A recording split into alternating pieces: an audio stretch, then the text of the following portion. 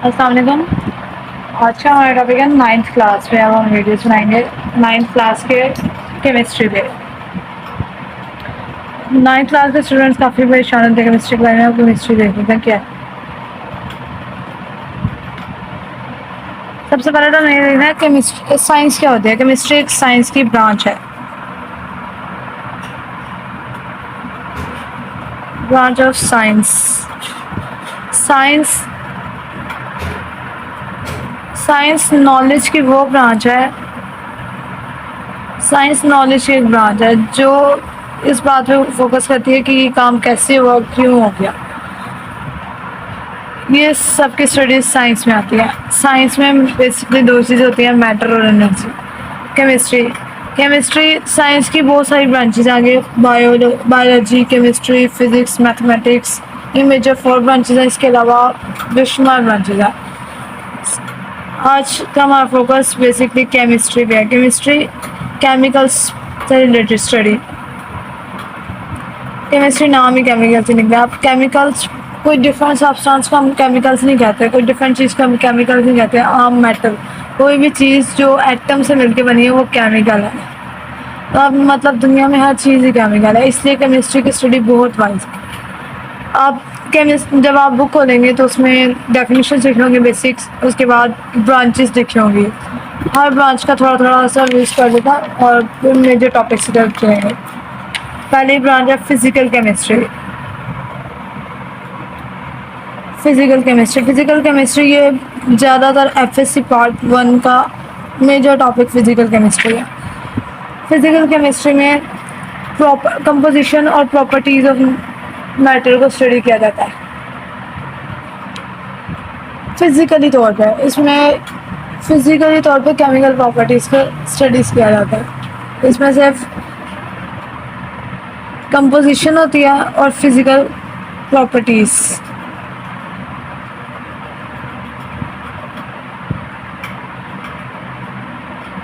इसमें solid, liquid, gas, इन तीनों के बिहेवियर्स आ जाते हैं। बाकी फिर गैस बिहेवियर पे जितने लॉज हैं, लिक्विड्स पे जितने लॉज हैं, सॉलिड्स पे जितने लॉज दिए गए हैं, सब कुछ इसमें आ जाता है।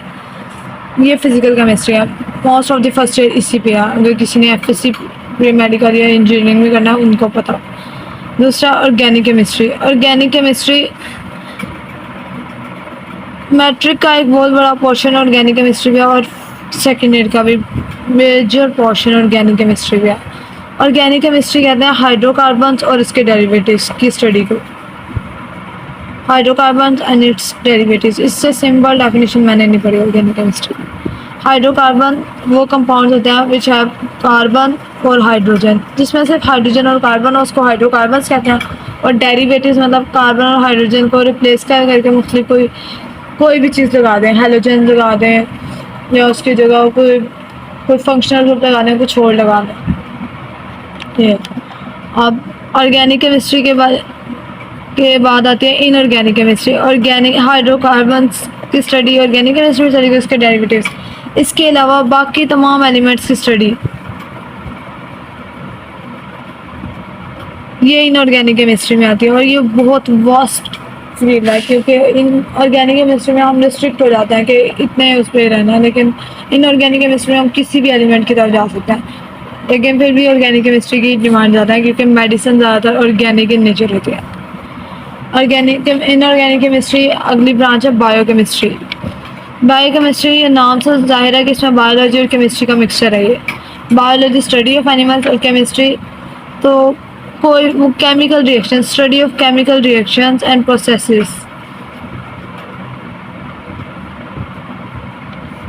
Processes in body of living organism.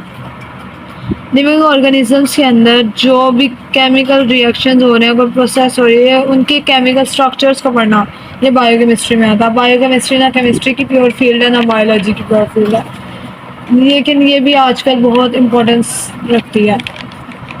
इसके बाद है इंडस्ट्रियल केमिस्ट्री। इंडस्ट्रियल केमिस्ट्री है, ये भी सेकेंड ईयर में है। इसकी पेपर इंडस्ट्री है और एक सीमेंट इंडस्ट्री है, खासतौर पे दो इसके बारे में ज़्यादा लिखा हुआ है। इंडस्ट्रियल केमिस्ट्री की वो ब्रांच है जिसमें केमिकल्स इंडस्ट्रियल स्केल पर प्रोड्यूस किए जाते हैं। chemicals produced on industrial scale. मेरी वर्डिंग इससे किताब से डिफरेंट ज़रूर हो सकती है, लेकिन कॉन्सेप्ट वही है। कॉन्सेप्ट लाइक आता है चेंज थोड़ी होता है। इंडस्ट्रियल केमिस्ट्री वो वही रहेगी इंडस्ट्री से मुताबिक। इसके अलावा आती है nuclear chemistry. Nuclear chemistry name से ज़ाहिर है ये फिजिक्स और केमिस्ट्री का मिक्सचर है, क्योंकि न्यूक्लियस की स्टडी केमिस्ट्री में भी आती है और फिजिक्स में, लेकिन ज़्यादा कंसर्न इसका फिजिक्स होता है।